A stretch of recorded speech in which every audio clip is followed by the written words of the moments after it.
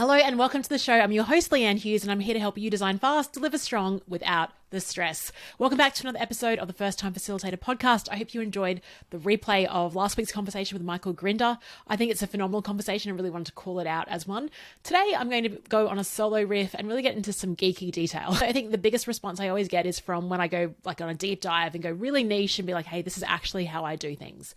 And so today, the topic is really around the keep section out of the Spark framework. And if that makes no sense to you, you can hear all about it or read all about it in my book, The 2-Hour Workshop Blueprint. It's now available on Audible. But the reason I'm riffing on this at the moment is because I broke my own rules. I do it all the time. I kind of joke about it. Like I say things and then sometimes I'll do the opposite. I think they always say like, write the book that you need. And the 2-Hour Workshop Blueprint is a book that I needed, and I needed to reinforce some ideas and ways of thinking just for myself.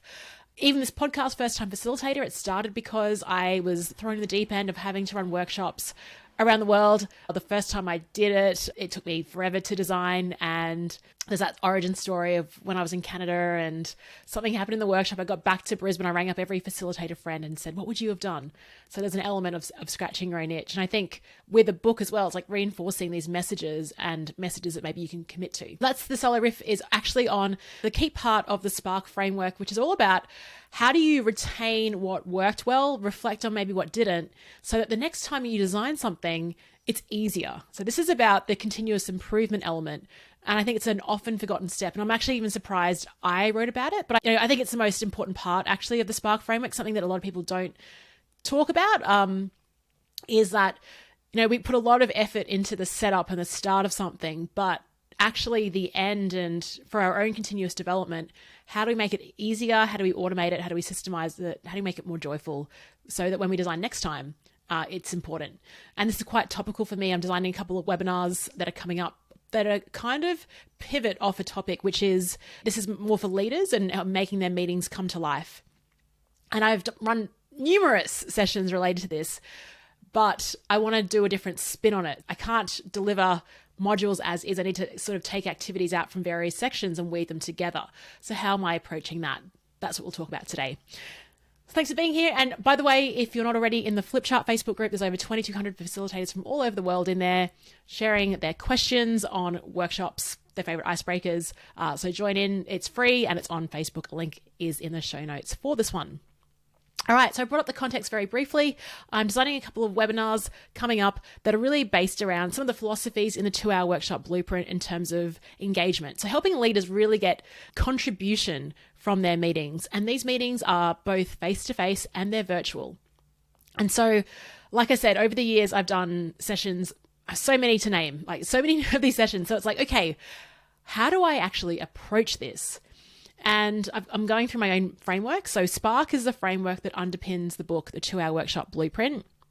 So what that is, it's a linear process of designing a workshop. So S is for setup, finding out what the experience you want to create, more about the participants and the audience that are coming along, and then sort of drafting that high-level mini mission statement of what you want to achieve from it. P is for power up. So how do you get yourself into state and how do you get your group into state? So they engage early and engage often, even engaging with your participants before the session has started. So for the sessions, for these webinars that I have coming up, I have created a video ask survey. And so that's really, really helpful because I can see, like, I've given them options like, hey, are you delivering in person or virtual? Click one. And so they'll do that. This is all delivered on video, by the way. So it takes me like a minute to record it. I slice it into 3 sections. So there's like a 20-second question from me, then they respond. If you want to take a look at what video ask looks like, go into my website, leannehughes.com, and you can see how it's set up right on the front page there. I've just got a video ask when people arrive at my site. Anyway, so these responses are coming in, so that gives me fuel and intel for what modules I might need to craft this. A is then for activities rather than content. Okay, a lot of people talk about workshop content. I talk about workshop activities because I believe if people are there live, they need to be just doing something that's interactive and engaging. Otherwise, just do a video, do a podcast. Like if it's a one-way information spin, and you need no feedback or you don't want to encourage a conversation, that's fine. I mean, there's purpose and reasons you do that, of course, but don't make it a workshop. The workshop is for that live experience and the interaction. So I think the bulk of your workshop should be activities, and that's related to this keep part. And then the R is for review, and that's actually buffering in a bit of time in your workshop I joked in Perth the other day, I wrote the book that I needed because a lot of the time in workshops I get so carried away and having so much fun and the interaction's going really great that in the last 5 minutes, like, okay, let's quickly reflect out. And I don't think I buffer in enough reflection time into my session. So in the book, I give like 15 to 20 minutes of review, reflections, questions, and closing out. Because how often in life do we actually do that? So that's SPAR. Then the K, which I'm really focused on today, is keep. And this is more about a personal organizational tool. So after the session, how do you personally retain and reflect on yourself what worked well in that session?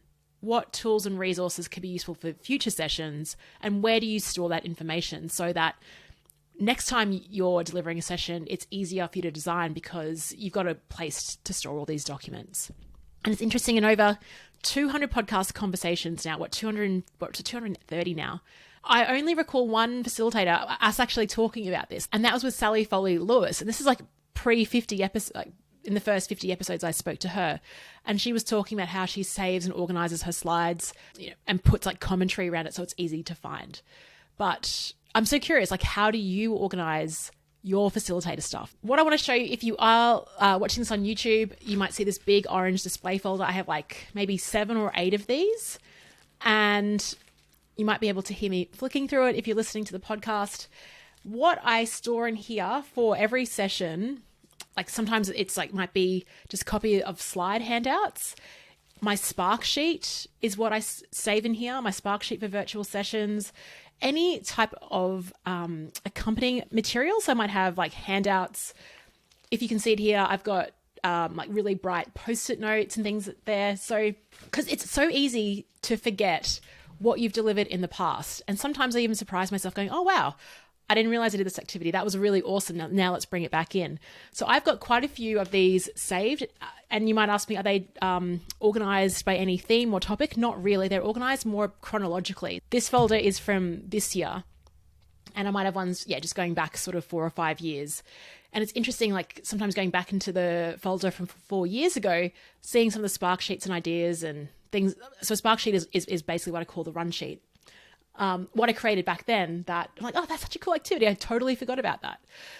I'm sharing this as a work in progress. I don't have this complete format completely defined. And so I'm curious to hear from anyone in the world that is doing this really well and cataloging their run sheets really well. But what has served me is creating my Spark sheets on the cloud. So using Google Docs. And why I love it so much is because I can search for a word. I can search for virtual workshops or meetings or engagement or collaboration. And it'll just show me all the documents that have that word in it. And because of the thumbnails that Google Docs shows, I can see whether it's a Spark sheet, whether it's, it even searches Google Slides as well. It's such a really clever way of doing that. And I think, back in the day when we used to use old inboxes, it was important to file things into different folders. But now I personally don't file any emails. And I don't know if you're listening to this and shuddering, but there's no point. Like the search functionality is so good now. Why would I? And I find it's the same with Google Docs. Like the search functionality is brilliant. And if I can recall a session where I did something, I'll just search for it and I'll open up these tabs and I can see it. The other thing, so that's a good way of like going, all right, cool. So I have 10 different tabs open. I'll just go through these Spark sheets and go, all right, here's the cool activity I did. I can weave that in.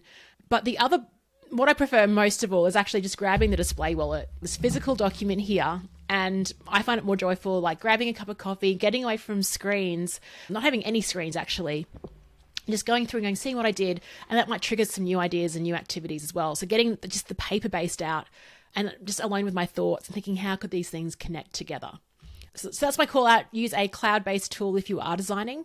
My fear of using anything like Microsoft Word or like offline, that's cloud as well. But if you're just saving it to your local doc, you can search within your computer. So Apple has a really good search functionality as well. But I just prefer the Google search. I think it's so much better. If you're designing in Notion, same thing, like any type of cloud-based tool which allows you to search for words or phrases and be defined in that, and searches like Google Slides and everything else I think is wonderful. There's also another element of Keep that I think is in terms of recall personally, and that is something that was called out to me. I don't even think that I'm that good at this, but I've had numerous people comment on it. It came out last Friday in Perth at our leaders lunch with Melissa Lithgow. Wonderful afternoon. So someone would say something and it would trigger me to say, like, share a Tim Ferriss quote or something I'd heard before.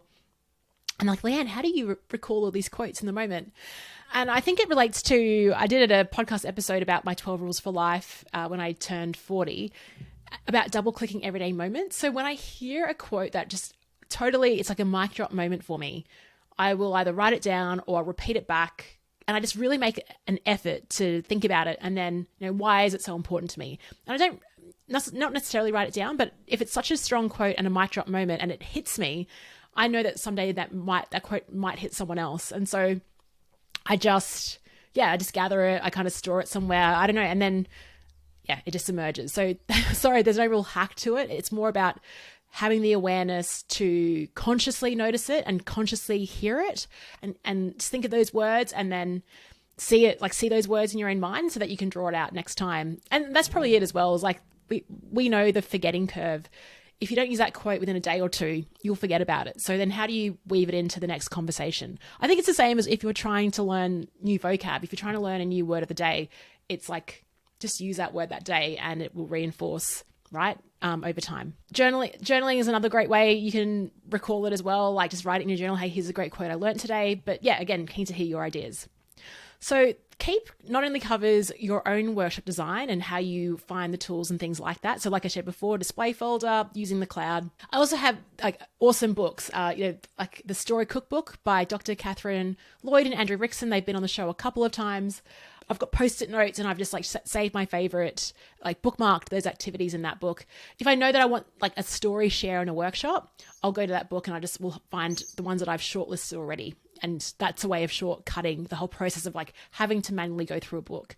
What I try to resist the most is going onto Google and searching for an activity or going onto, Session Lab, because I find that just clicking around. I don't know. I'd rather just, and I think I'm lucky because I've got a bank of activities now that have served me over time. And so this is the whole thing about experience is that, and you know what works in certain contexts or what you do differently. So Keep is around your own design, but it's also around giving the group the resources following the workshop. Now, this is hilarious because I ran a rooftop workshop in Perth. I've spoken about it in the intro to last week's episode. That was run on Thursday, and I sent the workshop show notes out the following Wednesday. And that was terrible because I keep saying in the book, like within 24 hours, get the show notes out. And I didn't. I mean, I was traveling and I have all the excuses in the world, but I should have had those show notes out because what I talk about in the book is you kind of know what show notes you're going to share after the workshop. It's not like it's a surprise. There might be one or two things you mention off the cuff in the workshop or that someone else raises and you think, oh, we'll link to that. What workshop show notes are is kind of like, it was a joke. My friend Steph Clark has a podcast, and a few years ago, she sent me a text saying that the resources for the workshop would be available in the show notes because that's what podcast hosts say. So she said that in a workshop. And I thought, I like that idea of workshop show notes, like a podcast show note. If you like an episode, if we talk about a particular book or a quote, if you've got good show notes, you'll find the resources in that. And I thought it's the same for workshop show notes. You have a lot of great conversations, recommendations and videos and podcasts shared in that. And people want to know, how do I get the link for that? And so my recommendation is to send that out within 24 hours of your session, like as soon as you can, really, while it's fresh. And so the joke is that, I broke my own rule. And for Perth, my problem was I didn't create the show notes before the workshop. So that's what I suggest, because usually after a workshop, you're pretty, I was traveling, I had another workshop on, you might be a bit drained, you might be social because you might be traveling somewhere else. But there's always something else on after the workshop, right? There's always, you've done the workshop, then you kind of move on. So what I like to do is, and when I'm on, best practice, Leanne, is I'll set up the show notes beforehand. So I might have the slide handouts there. If I have slides, I might have quotes, or if I know I'm doing a session, say, on coaching, right? I'll have a link to MBS's book or a really cool article. Like I've got my bank of resources. And so what I encourage readers to do, and even myself, is start setting up these bank of resources in advance. The hard part is doing it when you need to, which is what struck me the other week. I knew that I was delivering a 2-hour workshop and I knew what content I was covering, and I knew what type of books and podcast episodes would be useful. So I could have just set that up in advance on a Google Doc, in Notion. I talk about Notion as a really great tool to do that, or even on my own website. I'll share in this episode the show notes I created for the Perth workshops. You can see I created that on my website, so I could embed a couple of podcasts and things like that. The good news is that I've created this now. So if I run another sort of similar to our workshop rooftop extravaganza, I can duplicate this page. I can change the photos around, of course, but I can start adding to the bank of resources that might be mentioned. And hey, if I don't mention them in the workshop, it doesn't matter. I can still link to them. That's still useful. But it's more about saving future Leanne from admin heartache by creating this in advance. So for this upcoming webinar, I mean, like I said, I've delivered so many workshops on how do you get engagement and contribution, like from a leadership perspective. So all I need to do now is find one, duplicate it.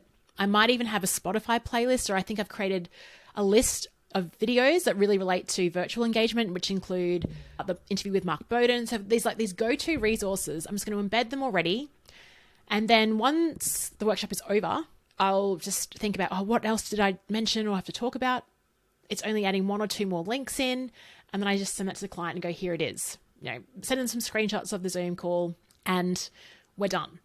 As opposed to having to create a brand new show notes resource every single time. And this again goes back to the whole double click everyday moment. So if I'm listening to a podcast episode, I'm like, this is so good. This will be so helpful for the leaders that I work with. I will save that to a playlist within Spotify. So now I'm starting to gather playlists. I've got one for if you're a solopreneur and you need to create content, or you're scared of showing up on video or social media. I've got playlists within Spotify based along all these different topics. I might even start a First Time Facilitator virtual facilitation best of playlist, right? And so then it's like, here are 5 episodes you need to listen to that relate to virtual facilitation, or here are 5 episodes if you're starting a facilitation business. That would be really helpful. So it's just a playlist. I can embed it. I can share it. You know what I mean? So it's just in the moment, save it up so that it saves you time in future. And this kind of relates to Matthew Dix in his book Storyworthy. He says, every day we should be doing homework for life. So just reflecting on the day and going, what's a 5-second story from today? What's something that's different? What did I learn from it? And you just throw it into an Excel spreadsheet or just notes on your phone in a table. I know Jenny Blake uses Notion to save her homework for life. Because the hardest thing is if you're doing a speech or running a workshop and you need a story, is actually thinking of one on the spot. Isn't it the hardest thing ever? And so when you're creating show notes as well, sometimes it's hard to think, what's a podcast? What's a book? What's something that really stood out for me? But if you start collecting all the stuff on the go, if you start living like the keep mindset every day, hashtagging in notes, whatever you find helpful, whatever you can access that's easy for you. And I think everyone has their own sort of style and way of doing it. Tiago Fort talks about outsourcing, like creating a second brain. I don't think my second brain is that.